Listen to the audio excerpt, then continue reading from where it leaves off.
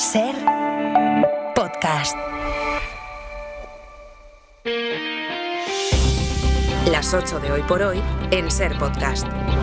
Hola, muy buenos días. Después de la amenaza de Donald Trump a España por no haberle cedido las bases de Rota y Morón para atacar Irán, la actualidad de la mañana se explica en dos preguntas. La primera es cuál va a ser la respuesta de Pedro Sánchez, que comparece dentro de una hora en la Moncloa, y la segunda es cómo y en qué concretará su amenaza a Donald Trump, si es que la concreta, en qué se traduce esa orden de cortar todo el comercio con España, que forma parte de la Unión Europea, porque es con Europa en su conjunto y no con un país en concreto con quien Estados Unidos mantiene sus acuerdos comerciales. Donald Trump, sin embargo, apunta a España, lo hizo por el gasto militar, lo hace ahora y en un tono mucho más grave después del episodio de las bases de Morón y de Rota. Sastre, buenos días. Buenos días, Barceló. Some of the European, like Spain, has been terrible. In fact, I told to cut off all dealings with Spain. Algunos países europeos como España han sido terribles. De hecho, he pedido que corten todos los tratos con España. Todo empezó cuando todos los países europeos, a petición mía, subieron el gasto en defensa al 5%.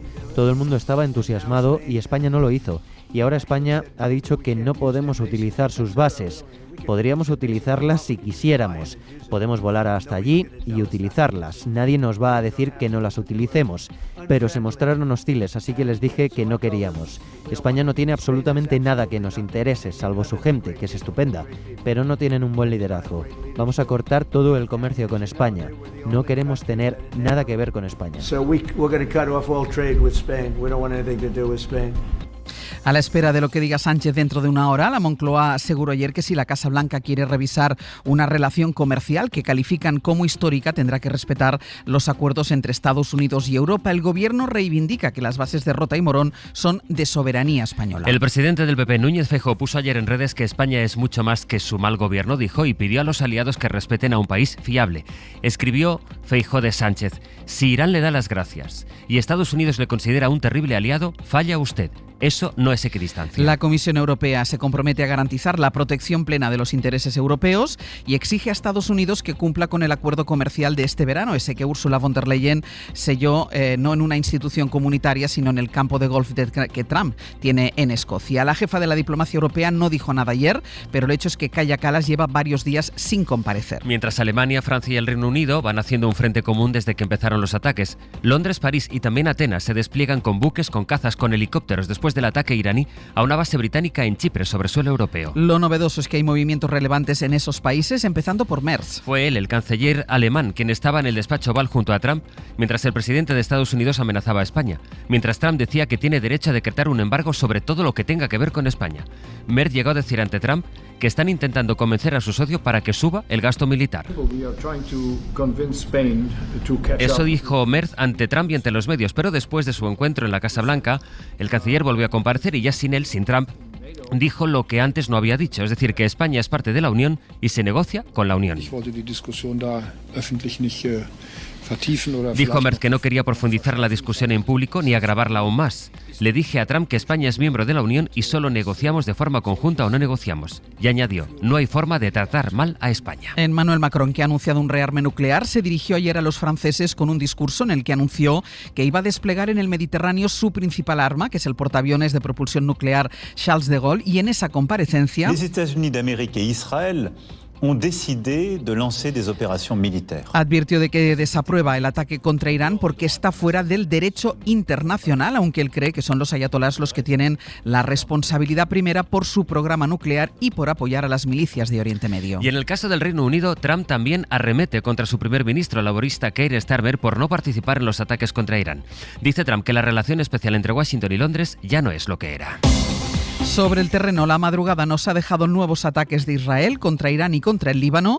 Israel asegura que ha interceptado misiles procedentes de Irán, que ha atacado a su vez países aliados de Estados Unidos en el Golfo Pérsico. Estados Unidos afirma que su ejército ha alcanzado 2.000 objetivos, entre ellos 17 buques iraníes. Londres ha confirmado ataques contra barcos que estaban en el estrecho de Hormuz. Siguen subiendo el precio del petróleo y el gas, mientras las crónicas vuelven a hablar del miedo a la inflación. Las bolsas cerraron un martes negro y el IBEX vivió su mayor caída en 11 meses. Se dejó un 4,5%. Ha perdido 80.000 millones en un par de días. Las 8 de hoy por hoy en Ser Podcast. Y les decía que hay dos preguntas esta mañana en que se concreta la amenaza de Donald Trump y cuál será la respuesta que dé Sánchez a las 9, pero hay todavía una tercera pregunta que además nos venimos haciendo desde que empezó este conflicto, si Europa tiene algo que decir, porque lo de ayer fue una advertencia del presidente de Estados Unidos, recordemos, a uno de los socios de la Unión.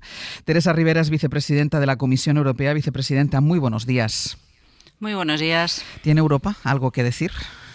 Yo creo que sí, y que lo está diciendo y lo tiene que decir con más contundencia todavía. Hay una pregunta clave que es a que hay que respetarse los unos a los otros, hay que respetar a los ciudadanos, evidentemente hay que respetar la soberanía y las decisiones soberanas de los estados, hay que respetar los acuerdos y hay que respetar a Europa. Y en este caso se está confundiendo planos por todos los lados, pero hay un aspecto que necesita mucho respeto también, que es el derecho internacional, el uso de la fuerza, que en principio con la Carta de Naciones Unidas requiere el cumplimiento de condiciones, requisitos y procedimientos. Por tanto, sí, Europa tiene mucho que decir, es una competencia que los líderes europeos en el Consejo Europeo y la alta representante de Acción Exterior deben impulsar y deben coordinar.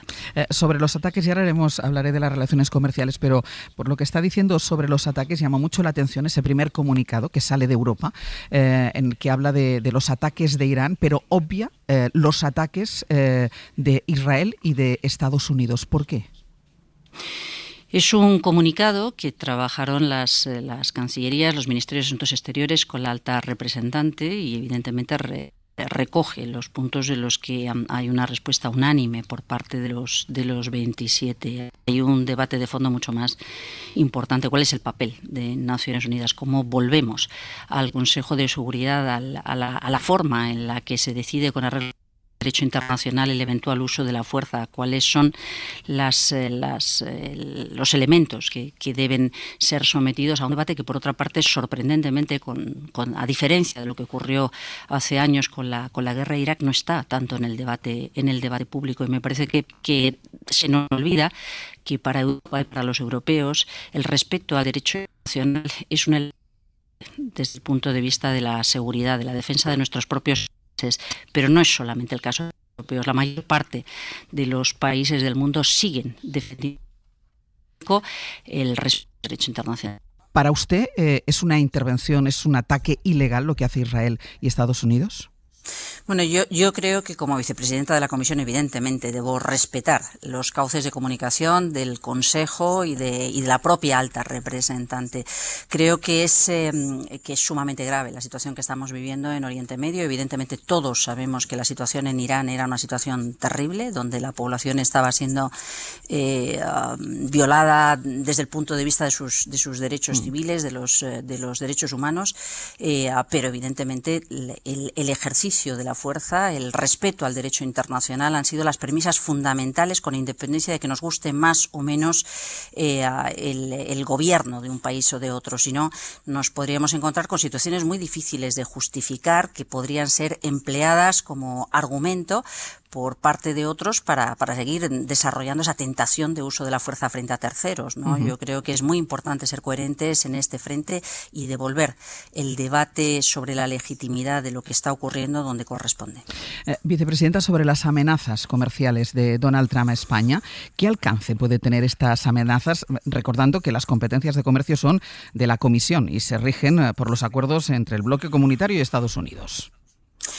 En efecto, las competencias son de la Comisión. El comercio exterior de la Unión Europea se negocia en bloque y antes se recordaba que la última negociación comercial tuvo lugar el verano pasado. Nos gustará más o menos, pero no se puede salir de esa foto. En este momento no es posible entablar represalias comerciales o relaciones comerciales cada uno de los Estados miembros con terceros países, tampoco con Estados Unidos ni a la inversa. Yo creo que lo más sorprendente de este dato es que eso lo conoce el gobierno federal americano y por tanto corresponde el insistir, como ya hizo anoche el portavoz de la Comisión Europea, en que las negociaciones comerciales de todos y cada uno de los 27 Estados miembros de la Unión Europea corresponden a la Comisión y no es posible hacer una división, una fragmentación entre los Estados miembros. ¿Y qué herramientas tiene Bruselas para proteger los intereses de España? O sea, las herramientas que tendría para proteger a toda la Unión. Completamente. Y además a Estados Unidos tampoco le interesa romper relaciones comerciales con la Unión Europea. Por tanto, yo creo que es importante mantenerse firme. Pero lo que estamos viendo es algo muy parecido a lo que ocurrió hace apenas un mes con esas amenazas también en un tono bravucón sobre Groenlandia. Y la verdad es que ¿qué es lo que hubo? Una reacción inmediata por parte de los socios comunitarios, por parte de la Comisión Europea y por parte de los mercados. Yo creo que la inestabilidad, la tensión que se genera con esta forma de relacionarse con terceros o de expresarse sobre terceros, ya sea sobre Starmer, ya sea sobre Macron, ya sea sobre Pedro Sánchez, es profundamente perturbadora, no solamente para las sociedades, para la paz, para la cooperación, también para la economía, y tiene consecuencias inmediatas en el conjunto de la actividad económica de todos. Una última cuestión, vicepresidenta. Estamos abocados, con lo que está pasando, parece una nueva crisis energética. ¿Cómo se está preparando la Comisión ante esta crisis que parece inminente y para que no se dispare otra vez el gasto en la energía para los consumidores europeos y en este caso los españoles? Yo creo que hay una cosa que está muy clara y que además ayer leía con cierta gracia, ¿no? El problema de los combustibles fósiles es su intermitencia, que es algo que se achacaba antes a las energías renovables. Bueno, pues si queremos contar con suficiente previsibilidad, reducir nuestra dependencia del exterior, debemos hacer una rápida transformación de nuestro sistema energético. Si siempre ha habido razones, ahora más. Con ocasión de la invasión de Ucrania hicimos un movimiento rápido para salir de la dependencia del gas ruso y evidentemente esa diversificación nos llevó al gas de Qatar y al gas de Estados Unidos. El incremento en las importaciones de gas natural licuado de Estados Unidos se ha multiplicado por 4 en apenas 5 años y evidentemente lo que estamos viendo es que el estrecho de Hormuz, que es un espacio crítico, fundamental para el conjunto de la economía mundial, está cerrado y no sabemos cuánto va a durar.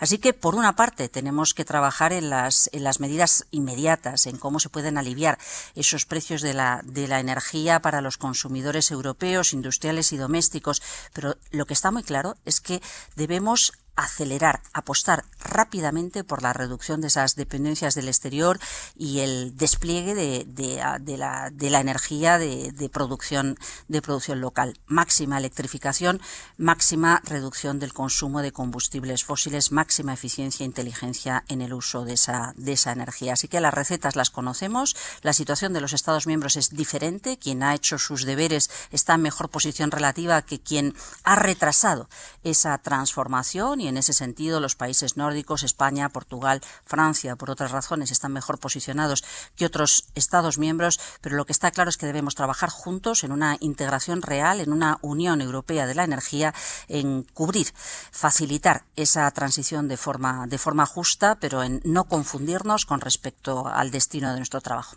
Teresa Ribera, vicepresidenta de la Comisión Europea para una transición limpia, justa y competitiva. Muchísimas gracias y muy buenos días. Pues un placer, muchas gracias. Hasta luego. Hoy por hoy noticias. Ser Podcast. En Santander, los servicios de emergencia retoman la búsqueda de una de las personas que cayó al agua cuando cedió una pasarela en la costa. Murieron otras 5 personas. Radio Santander, Hanna Sánchez, buenos días. Buenos días. Los equipos de rescate se preparan ya para retomar las tareas para localizar a la 7ª víctima del accidente que se produjo ayer, minutos antes de las 5 de la tarde, cuando la pasarela de madera colapsó. Una de ellas consiguió agarrarse a las rocas y pudo ser rescatada. A las labores de búsqueda se va a sumar un dron submarino. Gema Iguales, alcaldesa de Santander. Al ser de noche, pues tenemos más limitaciones. En cuanto amanezca, vuelven todos los efectivos al primer nivel y además reforzados por el dron submarino. Todavía no han trascendido las edades e identidades de las víctimas y sabemos que todas ellas son alumnos del Centro de Formación Profesional de La Granja. Y tenemos esta mañana encuesta de la SER en El País, es el barómetro de marzo de 40 dB. Que constata que sigue subiendo Vox, está ya casi en el 19% de los votos, el PP por encima del 30%, aunque en su cota más baja en lo que va de legislatura. El PSOE repite el resultado del mes pasado, con un 27,7%. La encuesta se pregunta en esta ocasión por la reorganización de la izquierda y constata que sigue desmovilizada pese a que el sondeo se hizo en pleno debate agitado por Sumar y por Rufián. Guillermo Lerma, buenos días. ¿Qué tal? Buenos días, Sánchez. Y esa es la Rufián, a quien prefiere la mayoría de los votantes de la izquierda, que opta también por una candidatura unitaria. Otra cosa es que a la vista de los resultados con eso fuera suficiente. Y no sería suficiente porque según el sondeo Ángels, aunque hubiese una candidatura única y amplia a la izquierda del PSOE, el bloque de la derecha estaría 6 puntos por encima, rozando igualmente la mayoría absoluta. Lo que sí confirma el barómetro es que esa unidad de la izquierda alternativa tendría un efecto movilizador, serviría para sacar de la abstención a un 36% de votantes progresistas que defienden ampliamente en un 75% un acuerdo entre las marcas de izquierdas nacionales y periféricas para acudir juntas a las generales. La encuesta pregunta además por la valoración ciudadana de 12 de los dirigentes de ese espacio y el resultado es claro. Rufián sería para el 52% del electorado de izquierdas el mejor candidato. Lo eligen votantes de todos los partidos. Es visto como el líder más capacitado para unir a la izquierda, para movilizarla o para atraer a los votantes del espacio más amplio e incluso lo prefieren para gobernar España. Guille, gracias. Hasta luego. Y en la agenda del día, en Extremadura, María Guardiola se somete hoy a la primera votación de su investidura después del discurso de ayer en el que intentó convencer a Vox. El caso es que de momento Guardiola no tiene garantizados los votos de ese partido. Para no perderte ningún episodio, síguenos en la aplicación o la web de la SER, Podium Podcast o tu plataforma de audio favorita.